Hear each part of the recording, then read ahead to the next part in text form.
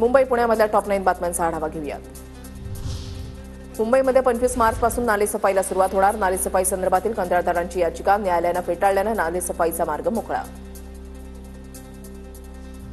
मुंबईमध्ये मध्य आणि पश्चिम रेल्वेवर उद्या मेगा ब्लॉक. मध्य रेल्वे मार्गावर माटुंगा ते मुलुंड तर पश्चिम रेल्वे मार्गावर चर्चगेट ते मुंबई सेंट्रल ब्लॉक असणार.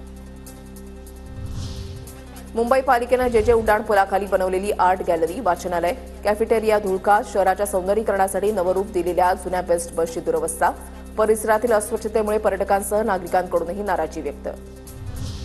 म्हाडाच्या मुंबई मंडळाकडून गोरेगाव पहाडी इथल्या 35 मजली बांधण्यात आलेल्या इमारतीमधील घरांचा एप्रिलमध्ये ताबा. इमारतीसाठी निवासी दाखला घेण्याच्या प्रक्रियेला अखेर मुंबई मंडळाकडून सुरुवात. पुण्यात फेब्रुवारी महिन्यामध्ये 19,000 घरांची विक्री झालेल्या घरांमध्ये 50 लाख रुपयांपर्यंतच्या घरांचं प्रमाण निम्म्याहून अधिक.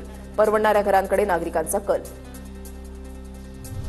राष्ट्रीय शिक्षण धोरणाचा सावित्रीबाई फुले पुणे विद्यापीठावर आर्थिक भार. गेल्या 1.5 वर्षामध्ये विद्यापीठानं 64 लाख रुपयांपेक्षा अधिक खर्च केल्यानंतरही सरकारकडून निधी मिळाला नसल्याचं स्पष्ट.